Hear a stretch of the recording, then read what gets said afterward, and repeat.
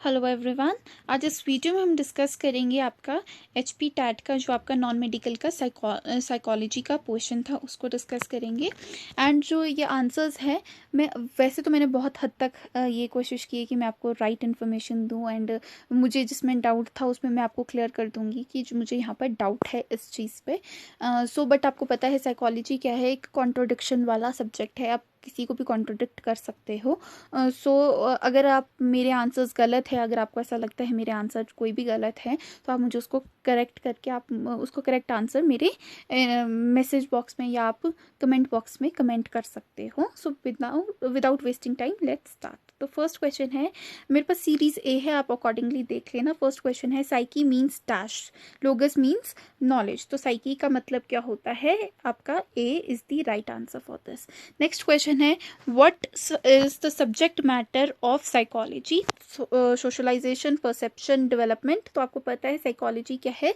Science of behaviour है। Woodworth की court में भी हमको ये पता लगा था कि उन्होंने बोला था क्या है साइकोलॉजी क्या है? The some sort of behaviour is left to be lost. बाकी तो साइकोलॉजी ने अपनी सोल भी लॉस्ट कर दी, अपना माइंड भी लॉस्ट कर दिया, अपना कॉन्शियसनेस भी लॉस्ट कर दिया। अब क्या बचा? सिर्फ एक बिहेवियर बचा। तो क्या है आपका सब्जेक्ट मैटर? क्या है अब साइकोलॉजी का? सिर्फ साइंस ऑफ बिहेवियर बचा है। नेक्स्ट क्वेश्चन है, third question, which school was founded by Freud? तो फ्रूड ने कौन सा स्कूल फाउंड किया था? आपका बिहेवियरिज्म किया था, साइको एनालिसिस किया था, न्यू साइको एनालिसिस किया था, नन ऑफ द अबव। तो इसका आंसर होगा B, psychoanalysis. Next question है, hypothesis with no difference is called? तो नल हाइपोथीसिस बोलते हैं, मेथड नहीं होता है। B is research hypothesis, C is your null hypothesis and D is none of the above. तो C is the right answer for this. Next question is कि Max Wertheimer is known in the field of? तो Wertheimer किस field में आपको पता है? Behaviourism किस field में आपके वो विलियम जेम्स थे। देन गेस्टाल्ट बाद में आपके ये थे एंड इनके साथ Koffka and Kohler and all भी इनमें ही आते हैं। स्ट्रक्चरलिज्म में आपके विलियम वुंड थे, एडवर्ड टिचनर थे, सॉरी एडवर्ड टिचनर थे। And D is none of the above. तो इसमें आपका क्या होगा? बी, गेस्टाल्ट साइकोलॉजी में थे आपके मैक्स वर्दीमेयर। नेक्स्ट क्वेश्चन है आपका sixth question, psycho diagnostic part of dash is? तो इसका आपका आंसर क्या होगा कि आपका जो साइको डायग्नोस्टिक वो होता है, पार्ट होता है, जो कैसे आप डायग्नोस करते हो थ्रू ट्रीटमेंट में भी आप इसको यूज़ करते हो, क्लिनिकल मेथड में भी यूज़ करते हो, साइकोलॉजिकल मेथड में भी यूज़ करते हो। तो इसका आंसर क्या होगा? All of the above. Next question है आपका seventh question, a hypothesis is? तो हाइपोथेसिस क्या है? आपकी थ्योरी है टू बी टेस्टेड। ठीक है। Next question is experiments can be? तो आपको पता है एक्सपेरिमेंट क्या? रिपीट कर सकते हैं, बार बार एक्सपेरिमेंट्स को रिपीट कर सकते हैं। So this is eighth question. Now next question is ninth question. तो नाइन्थ क्वेश्चन क्या है? Both X and Y chromosomes are found in? A brain cells, B female cells, C male cells, D all of the above. तो इसका answer आपको पता है कि आपके मेल्स में क्या होता है? एक्स वाई सेल्स होती हैं एंड आपके क्रोमोसोम्स होते हैं एंड आपके फीमेल्स में एक्स एक्स क्रोमोसोम्स होते हैं। तो आपके मेल्स में क्या होगा? X Y chromosomes. तो C is the right answer for this. Next question है, genes work in? C genes अगर हम ये पूछते कि जीन्स प्रेजेंट कैसे होती है, तो वो पेयर्स में प्रेजेंट होती है। ठीक है, बट वो फंक्शन किस में करती है? आपके ग्रुप्स में करती है। तो B group is the right answer. Single में वर्क नहीं करती, आपकी जीन्स ग्रुप्स में वर्क करती है, पेयर्स में वो प्रेजेंट होती है and D is the none of the above. तो right answer for this is D, 10th का B is the right answer. Next question is 11th question, endocrine glands are called ductless glands because they secrete hormones. कौन से hormones कहाँ secrete करती है? A through genes, B through chromosomes, C directly into blood, D through tubes. तो इसका answer क्या होगा? सी, directly. आपका जो डकलेस ग्लैंड इसलिए बोला गया है क्योंकि वो क्या करते हैं? डायरेक्टली अपने हॉर्मोन्स ब्लड में सिक्रीट कर देते हैं। Next 12th question is pituitary gland is known as? तो आपका पिट्यूटरी ग्लैंड क्या है आपका? C, master gland. एक is your simple gland, B is your specific gland, C is your master gland and D is all of the above. तो आपका pituitary gland क्या है? मास्टर ग्लैंड है। यही क्वेश्चन आपके लास्ट टाइम मेडिकल में भी पूछा गया था। नेक्स्ट क्वेश्चन की बात करेंगे। तो नेक्स्ट क्वेश्चन है आपका इल्यूजन्स आर रॉन्ग। तो इल्यूजन्स क्या है आपकी? रॉन्ग पर्सपेक्शन है, ठीक है। सेंसेशंस नहीं है आपकी, एक्सपीरियंस नहीं है। सी पर्सपेक्शन है, D none of the above. तो मेरे हिसाब से इसका आंसर सी होगा। सो नेक्स्ट बात करेंगे 14th क्वेश्चन की। 14th question is learning is a modification in the behaviour which is relatively. तो इसका answer A permanent, B temporary, C adverse and D quick. तो मेरे हिसाब से इसका आंसर परमानेंट है। आपको पता है कि परमानेंट होती है आपकी लर्निंग।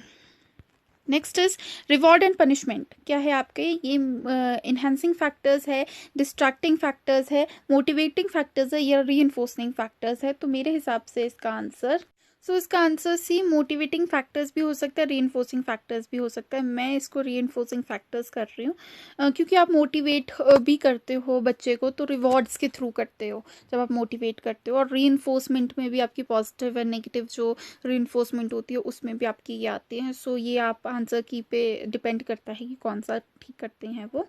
नेक्स्ट क्वेश्चन है 16th question, the creative potential can be improved by. So आपको मेरे हिसाब से इसका आंसर एक्टिविटीज रहेगा सी। ये जो सारी क्वेश्चंस है इसमें आपको क्या है, कॉन्ट्राडिक्ट कर सकते हो, ऐसा नहीं ऐसा भी हो सकता है। ये अपना परसेप्शन है, आप किस वे में इसको ले रहे हो। तो सी मेरे हिसाब से तो एक्टिविटीज होगा कि जितनी ज़्यादा आप बच्चे से एक्टिविटी करवाओगे उतनी ज़्यादा उसकी क्रिएटिव पोटेंशियल जो होगी वो इंक्रीज होगी, ठीक है। नेक्स्ट क्वेश्चन की बात करेंगे 17th क्वेश्चन की। 17th क्वेश्चन क्या है आपका? Which of the following is और are sensory channel. Sensory channels क्या होते हैं? योर सेंस ऑर्गन्स, जिससे अभी आप परसीव करते हो चीज़ें। तो आपका क्या है? विजन भी है आपका सेंस ऑर्गन में आता है, एंड योर हेयरिंग भी है, टच भी है। तो all of these are your sensory channels. So 17th question का क्या है आपका? D is the right answer. Next question है 18th question, long term memories में लास्ट फॉर। तो आपका A 10 days, B 1 month, C 1 year and D is your lifetime. So आपको पता है जो आपकी लॉन्ग टर्म मेमोरीज होती है वो क्या होती है आपकी? 1 से 10 साल हो जाती है, तो हम उसको लाइफ टाइम भी बोल देते हैं कि लाइफ टाइम मेमोरी है आपकी लॉन्ग टर्म मेमोरी। तो D is the right answer from 18th question. Now 19th question, the term amnesia refers to. तो ये किस चीज़ के लिए है? A loss of memory, B loss of contact, loss of communication, D is none of the above और none of these. तो इसका आंसर होगा A loss of memory. A is the right answer. Next is 20th question, decision making is a kind of. C decision making वैसे तो आपकी thinking में आती है, बट इस प्रोसेस किस चीज़ की है? वो डी प्रॉब्लम सॉल्विंग की। जब भी आपके पास कोई प्रॉब्लम आती है तभी आप डिसीजन लेते हो। तो मेरे हिसाब से इसका आंसर डी होगा, ठीक है। कुछ लोग बोल सकते हैं इसका आंसर ए भी है, तो just wait for the answer की कि इसका आंसर क्या होगा। मेरे हिसाब से पर डी है इसका आंसर, क्योंकि हम प्रॉब्लम मेकिंग का एक प्रोसेस है आपका डिसीजन मेकिंग। नेक्स्ट बात करेंगे, ये क्वेश्चन पेपर थोड़ा सा ऊपर नीचे हो गया है शायद से, वेट जी। सो नेक्स्ट बात करते हो 21st क्वेश्चन की, revision is a part of. So revision is a part of. So A is your memory, B is your creative thinking, C is your learning, D is the all of the above. तो revision is the part of your learning, ठीक है। Next is 22nd question, unconscious thought process is associated with।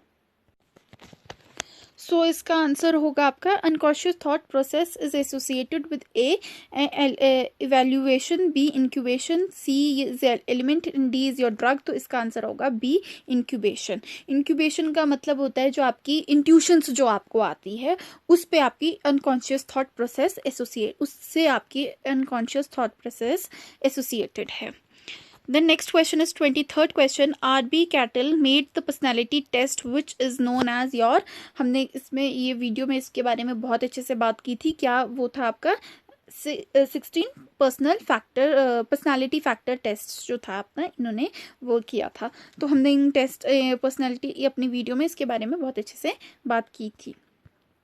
Next is 24th question, Isaac was dash psychologist. C इसका answer क्या हो सकता है? जो Isaac थे वो जर्मनी में बॉर्न हुए थे, बट उन्होंने जो अपना प्रोफेशनल करियर था वो अपना ब्रिटेन में वो किया था, स्टार्ट किया था, और वहीं पर उन्होंने काम किया था। तो हम इसका आंसर सी ब्रिटिश मान के चलते हैं, ठीक है।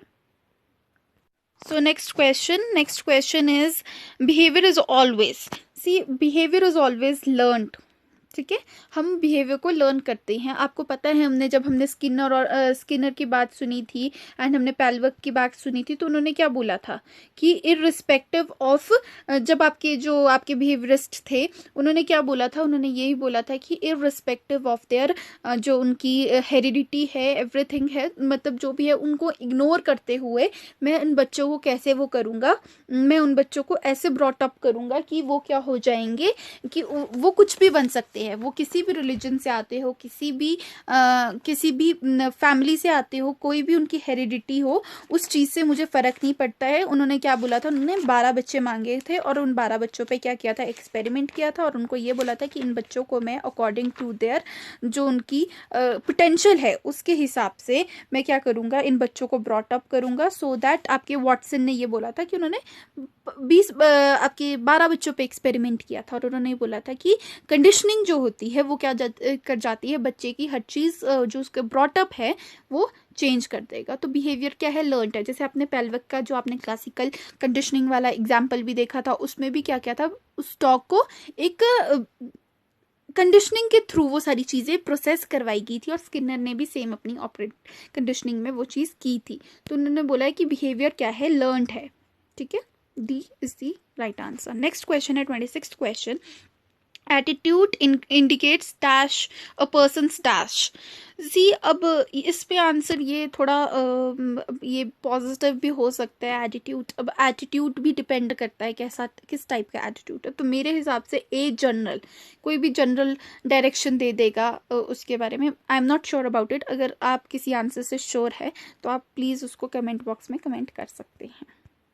नेक्स्ट क्वेश्चन है आपका लाइकेड जो है Likert method of summative rating. तो इसका क्या है आपका, A 3 point scale, 5 point scale, 7 point scale and 9 point scale. तो इसका आंसर क्या होगा आपका B 5 point scale. Next question है the self actualisation theory was propounded by. तो ये किसने दी थी आपके, so A Murray, B Jung, C Maslow and D Horney. तो इसका आंसर क्या होगा, सी मैस्लो ने दी थी आपकी सेल्फ एक्चुअलाइजेशन की नीड ऑफ हियरार्की जो उन्होंने दी थी उसकी बात कर रहे हैं. नेक्स्ट 29th क्वेश्चन है आपका heredity exist in the genes that comes from. आपको पता है कि हेरिडिटी किस चीज़ से इंक्रीज करती जो होती है, किस जीन से आती है, आपके पेरेंट्स की जीन से आती है. नेक्स्ट क्वेश्चन है perception is a sense plus your meaning. ठीक है, पर्सपेक्शन क्या होता है, आपकी sense plus your meaning. So ये थे आपके 30 क्वेश्चंस. आई होप आपको ये वीडियो अच्छी लगी हो. अगर आपको ये वीडियो अच्छी लगी तो आप इसको लाइक कर सकते हो, शेयर कर सकते हो अपने फ्रेंड्स के साथ. बाकी अगर आप मेरे चैनल पे नए हो तो मेरे चैनल को सब्सक्राइब कर सकते हो और बेल आइकन प्रेस करना ना भूलना. एंड ये थे मेरे हिसाब से ये आंसर्स यही थे. अगर आपको किसी भी क्वेश्चन में कोई भी प्रॉब्लम लगती है तो आप कमेंट बॉक्स में कमेंट कर सकते हो. एंड आप राइट आंसर अगर आपको पता है तो आप उसको कमेंट कर सकते हो, क्योंकि आपको पता है साइकोलॉजी क्या है, कॉन्ट्रोडिक्शंस पे बेस्ड है. मुझे ये लगता है, आपको कुछ और लगता है. ठीक है, ऑब्वियसली बात है, आपने इतनी सारी थ्योरीज पढ़ी है, किसी ने कुछ बोला है, किसी ने कुछ बोला है, तो कॉन्ट्रोडिक्शंस हो जाते हैं. तो मुझे कोई प्रॉब्लम नहीं उसमें. अगर आप बहुत पीसफुली ये कमेंट कर देंगे कि आपका मैम ये क्वेश्चन गलत था या आपने ये गलत बोला है, तो I will take it as a honour and as a privilege कि आपने मुझे करेक्ट किया है. Thank you.